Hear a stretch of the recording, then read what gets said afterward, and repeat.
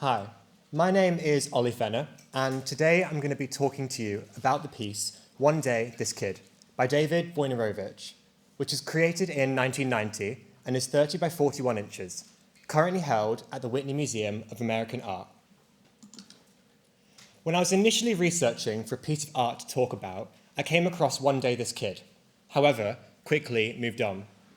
This is because, as you can see, the piece is relatively dry to the eye, which, amongst other rich, vibrant artworks, I easily overlooked. It was the title of this piece which brought me back to it later on. Whilst the piece is officially untitled, it is most commonly referred to as One Day, This Kid. The ambiguous title immediately filled my mind with questions. For example, is this kid's future hopeful or distressing? As I read the text in the piece, I discovered it was of the latter, and is centered around the impact of homophobia on Wojnarowicz and, on a larger scale, queer people. However, before looking at this piece in more detail, I think it is extremely important to understand who Wojnarowicz was to truly appreciate the artwork. David Wojnarowicz was a gay American multimedia artist who worked with photography, writing, painting, filmmaking, and music production. He had a difficult childhood due to an abusive family and his emerging sense of homosexuality. Wojnarowicz dropped out of school and was living on the streets by the age of 16, before later finding a home and a community in New York's East Village, where he became prominent in its art scene, working alongside artists such as Zoe Leonard, Kiki Smith, and Keith Haring. In the late 1980s, Wojnarowicz was diagnosed with AIDS, causing a lot of his work, as seen here, to become reflective of his rage at the political inaction during the AIDS crisis. His work was aimed at forcing repressive politicians into confronting the reality of the crisis. Wojnarowicz was a highly significant figure for AIDS activism. He attended several ACT UP demonstrations where he was pictured on the left here wearing this jacket, stating, "If I die of AIDS, forget burial. Just drop my body on the steps of the FDA." Wojnarowicz's work was exhibited across the country, with his piece on the right being inspired by the infamous movement Silence Equals Death. However, during his career, Wojnarowicz not only focused his work on AIDS activism, but continuously highlighted homophobia within society. Sadly, Wojnarowicz passed due to AIDS-related complications in 1992, at the age of 37. Now that you have a better understanding of who Wojnarowicz was, let's look in more detail at the piece. One Day, This Kid is a highly remarkable piece as it combines Wojnarowicz's writing, photography, and political activism in the form of a conceptual art piece. The piece was originally only being created for a single page in Wojnarowicz's Tongues of Flame exhibition catalogue at the Illinois State University. However, during development, it was produced into its own individual artwork and exhibited as well. Wojnarowicz and the campus design team worked at organising the layout and line breaks of the piece by hand, as Macs and modern-day technologies weren't available. He then used a photostat camera to capture and create the print. This gave the piece its mass media qualities, which stressed the importance and urgency for the message within to be shared universally. This was further emphasised by Wojnarowicz's intention for multiple editions of One Day, This Kid to be created in major world languages. However, only the English and German editions were created prior to his death. One Day, This Kid is an abstract self-portrait. If you take a classic romantic portrait, for example, this self-portrait of Rembrandt, and compare it to Wojnarowicz's self-portrait, there is stark contrast. Wojnarowicz's piece doesn't conform to typical portraiture, which in a way emphasizes how he refused to conform to society's stereotypes and traditional values, especially when it came to being gay. In this piece, Wojnarowicz has used an image of himself at around 10 years old. He has combined this with his empowering writing centered around the impacts of homophobia predominantly on the youth within society. The image evokes a sense of nostalgia, as well as innocence, through its depiction of the traditional American boy, with his checkered shirt, neat hair, and toothy grin. The image of the past juxtaposes the future tense of the writing, evoking a great sense of emotion, from poignancy to rage.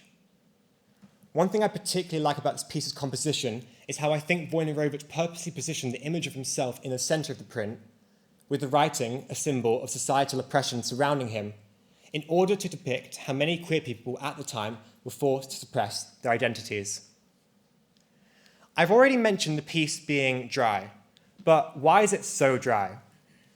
Unlike Rembrandt's work, which is full of warmth, color, and this texture of life, Wojnarowicz's piece is cold, raw, and sterile. The lack of color strips this piece of its life, much like how many people were dehumanized during the AIDS crisis. It has made this piece realistic and confrontational, not sugarcoating the uncomfortable truths it discloses. This allows the viewer to focus solely on the emotion of the piece, which Wojnarowicz utilizes into forcing the viewer into sitting with the harsh reality queer people faced, something that would have been particularly important in the 80s and 90s.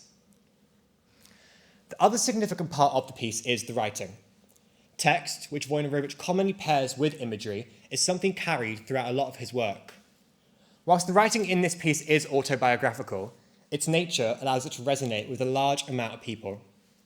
The piece repeats the phrase, "one day this kid," throughout, as Wojnarowicz expands on the violence and hatred he will soon face.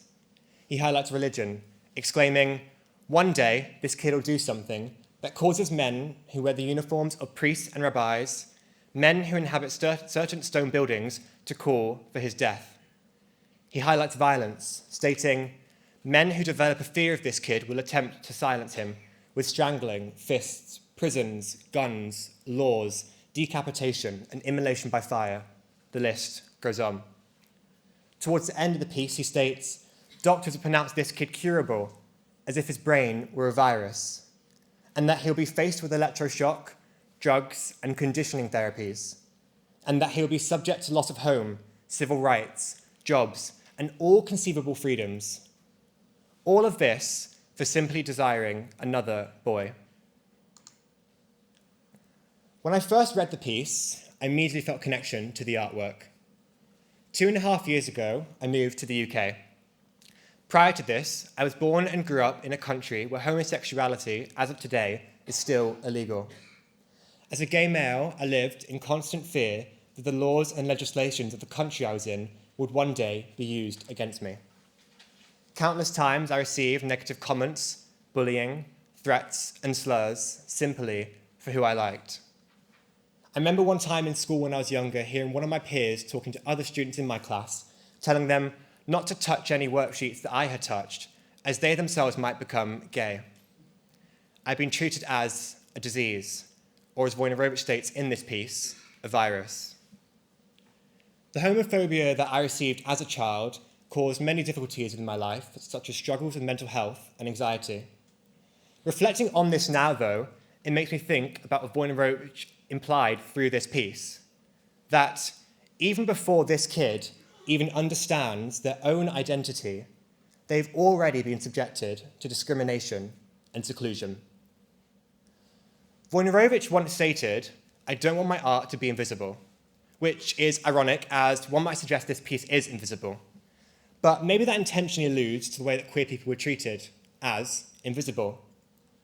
Wojnarowicz utilised One Day This Kid to spread awareness towards the struggles that queer people faced and still do face today. Now, I'd like you to think about how this might apply to your life. The boy he depicts in this print is not only a depiction of himself, but any person who has been subjected to prejudice, whether it be related to sexuality, religion, race, gender, age, ability, or any other form of discrimination. A question for us all is, where does this hate come from? And for the most part, it stems from a lack of education and ignorance.